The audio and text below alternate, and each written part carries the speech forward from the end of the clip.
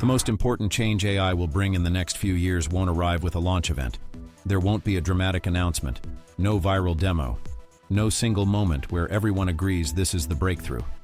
Instead, the change will feel subtle, almost ordinary. So ordinary that many people won't realize it happened until it's already shaping how their day works. By 2026, AI won't feel like a tool you try.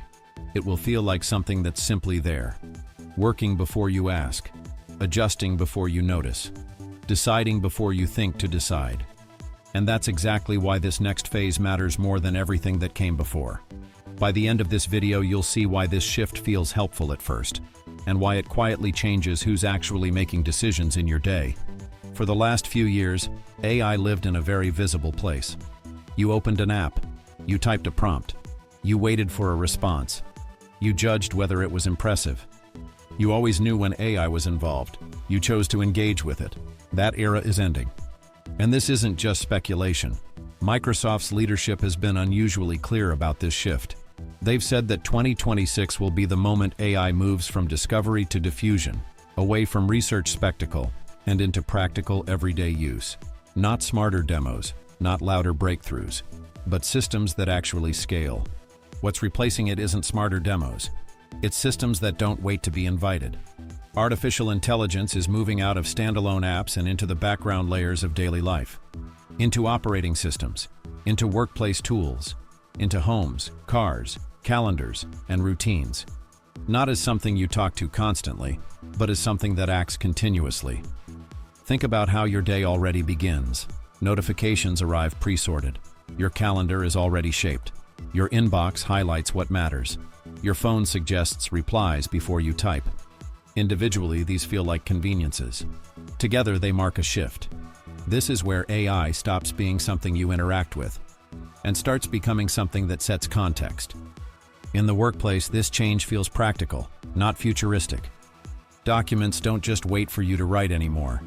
They draft outlines before meetings begin. They summarize conversations you haven't fully read. Spreadsheets don't just calculate. They explain changes you didn't notice.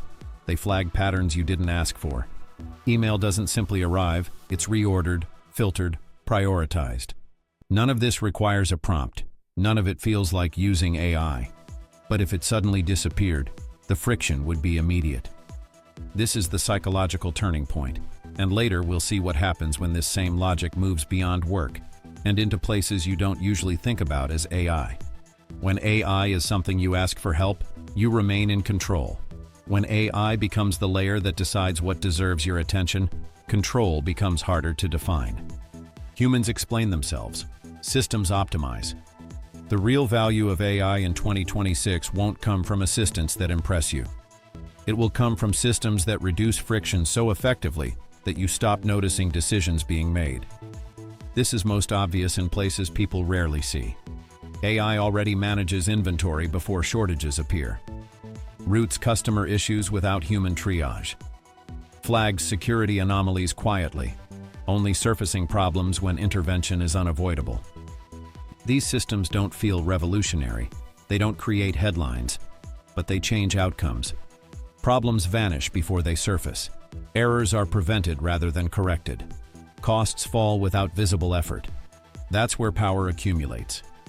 Because the more AI works silently, the harder it becomes to question its decisions. And this shift doesn't stop at work. It follows people home.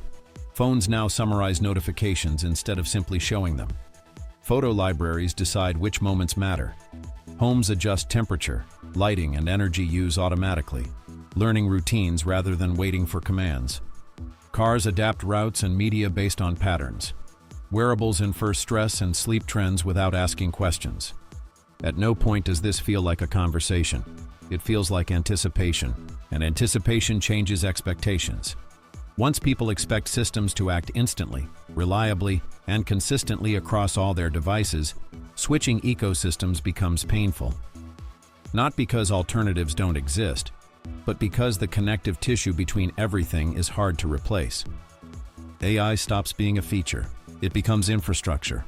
And that's where the rules change. Infrastructure always comes with trade-offs. When decisions move into systems, it becomes harder to understand why things happen, why a schedule shifted, why a message didn't appear, why a suggestion replaced a choice. Most of the time, the system will be right. That's what makes the shift so easy to accept. But occasionally, it won't be. One day, your schedule changes in a way that technically makes sense, but feels wrong. You don't know why. You just adapt. The cost of this phase isn't accuracy. It's agency. None of this required a decision. You didn't enable it. You didn't configure it. It simply became normal. As defaults become smarter, reliance grows. As reliance grows, oversight fades. And when oversight fades, control becomes abstract. You don't opt in every morning. You just continue. This is where the conversation around AI becomes uncomfortable. Not because of dramatic future risks, but because of mundane reality. The systems shaping daily life are becoming too integrated to leave, too helpful to resist, and too complex to fully understand. And that raises an important question. Who benefits most from this phase? Not the companies with the biggest models, not the ones with the flashiest demos, but the ones that control distribution, hardware, software, and trust. In this phase, reliability beats brilliance, consistency beats raw capability, and familiarity becomes an advantage. By 2026, the most powerful AI systems won't be the loudest. They'll be the ones people depend on without thinking. This doesn't mean innovation slows down. It means it disappears into the background. AI becomes less about what it can do, and more about what quietly stops going wrong. So when people ask whether AI is overhyped, they're asking the wrong question. The hype phase is ending because the real work is beginning. The future of AI won't look like a breakthrough. It will look like a normal day that runs slightly smoother than the one before. And the most important decision won't be which AI you use. It will be which systems you trust to decide on your behalf. Because once AI fades into daily life, the hardest part isn't learning to use it. It's remembering that it's there at all. So the real question isn't whether AI will change how we live. That's already happening.